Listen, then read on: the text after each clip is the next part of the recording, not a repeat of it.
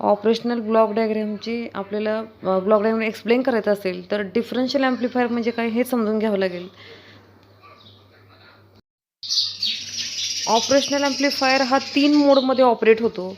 First मोड आहे तो differential input मोड, second आहे तो common input mode and last आहे तो सिंगल एंडेड इनपुट मोड.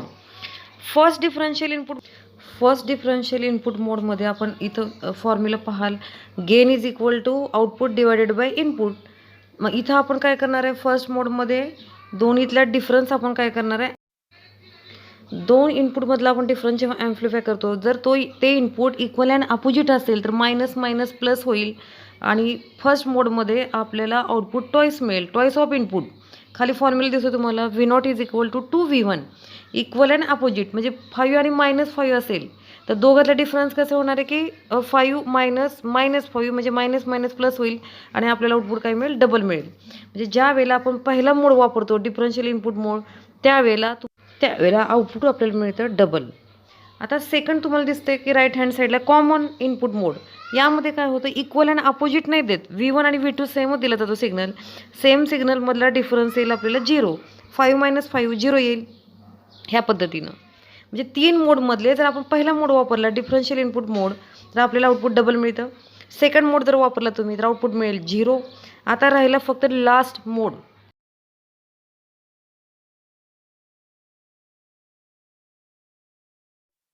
लास्ट सिंगल एंडेड इनपुट मोडमध्ये कसं असतं की एक इनपुट ग्राउंड करायचं आणि एकच इनपुट आपण अप्लाय करायचं, जो मोड आपण ऑपरेशनल ॲम्प्लिफायरसाठी यूज करतो. असा डिफरन्शियल ॲम्प्लिफायर आपल्याला तिन्ही पद्धतीने वापरता येतो.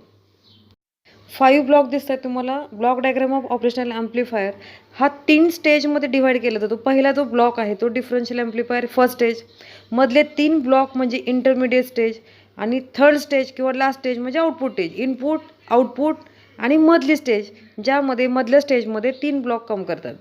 फर्स्ट जो आपण वापरला तो डिफरन्शियल ॲम्प्लिफायर. आताच आपण पाहिलं की डिफरन्शियल ॲम्प्लिफायर म्हणजे काय. तर इथं आपण वापरलेला जो आहे first differential amplifier double ended आउटपुटमध्ये आपण वापरला, डिफरन्शियल मोडमध्ये आपण वापरला. ॲम्प्लिफायर जो आहे तो आपल्याला कॉन्स्टंट करंट सोर्ससोबत आपण जोडलेला दिसतो आहे. This stage provides large and stable gain, high input impedance, large bandwidth and reduces the noise because it provides high CMRR. सगळं काही बेटर मिळतं कारण मोड आपण डिफरन्शियल वापरला. CMRR जास्त असलं की क्वालिटी ॲम्प्लिफायरची बेस्ट असते. ठीक आहे. सेम तसंच आपण वापरलं की second differential amplifier. The output of the second differential amplifier he single ended output आहे. आता इथे डबल एंडेड नाही आहे, सिंगल एंडेड आउटपुट आहे. आणखीन CMRR आपल्याला काय मिळतो, बेटर मिळतो. आपण 2 वेळा डिफरन्शियल ॲम्प्लिफायर वापरला आहे, 2 वेळा तुमचं आउटपुट ॲम्प्लिफिकेशन होऊन बाहेर येईल, दोन्ही वेळेला CMRR वाढेल. म्हणजे आफ्टर सेकंड ब्लॉक आपल्याला कसं मिळेल, CMRR अधिक जास्त मिळेल, त्याच्यानंतर तुमचं आउटपुट चांगलं मिळेल आपल्याला. ठीक आहे. त्याच्यानंतर आपण वापरलं आहे की इमिटर फॉलोअर. इथं इमिटर फॉलोअर म्हणजे काय तर कॉमन इमिटर ॲम्प्लिफायर आपण वापरला ज्याची गेन असते 1. इमिटर फॉलोअर हा बफरसारखा काम करेल 2 स्टेजच्या मध्ये. म्हणजे सेकंड डिफरन्शियल ॲम्प्लिफायर आणि DC लेवल शिफ्टर याच्यामध्ये तो बफरसारखं काम करतो. बफरचं गेन 1 असते आपल्याला माहिती आहे. 1 गेनमुळं काय होईल की पहिल्या 2 स्टेजमुळे जर खूप जास्त आउटपुट वाढत असेल तर इमिटर फॉलोअर काय करेल, त्याला कंट्रोलमध्ये ठेवण्याचं काम करतो. एवढंच त्याचं काम आहे इमिटर फॉलोअरचं, to control output after second stage. ठीक आहे. त्याच्यानंतर आपण वापरला DC लेवल शिफ्टर. ॲम्प्लिफायर 3 वेळा वापरतो आपण. सुरुवातीला दोन्ही ब्लॉक ॲम्प्लिफायर, त्यानंतर इमिटर पण ॲम्प्लिफायर आहे. तर जेव्हा पहिल्याचं आउटपुट दुसऱ्याला इनपुट म्हणून आपण देत असतो, ॲम्प्लिफिकेशन खूप जास्त वाढतं. पहिलं ॲम्प्लिफिकेशन झाल्यानंतर परत तो आपण आउटपुट म्हणून दुसऱ्याला देतो इनपुट म्हणून. तर इनपुट आणि आउटपुट याच्यामध्ये खूप जास्त फरक पडतो आफ्टर एवढी स्टेज. कॅस्केडिंग स्टेजेस म्हणजे काय, पहिलेच आउटपुट दुसऱ्याला इनपुट म्हणून देणे. 3 पहिले ब्लॉक आपण ॲम्प्लिफायर वापरल्यानंतर आउटपुट खूप जास्त वाढतं. DC लेवल एवढी जास्त वाढते की तुम्ही इनपुट ग्राउंड केलं तरी आउटपुट ग्राउंड नाही होत.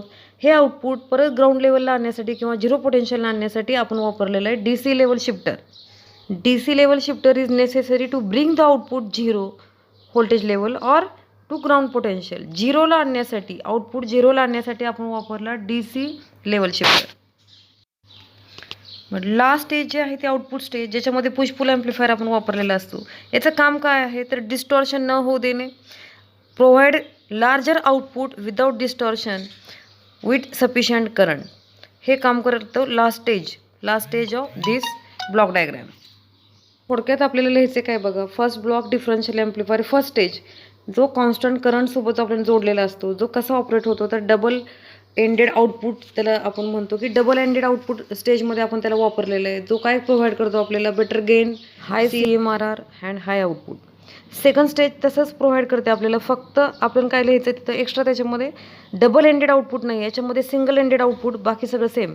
हाय CMRR बेटर आउटपुट तो देईल आपल्याला आणि लो इनपुट इम्पिडन्स. ठीक आहे.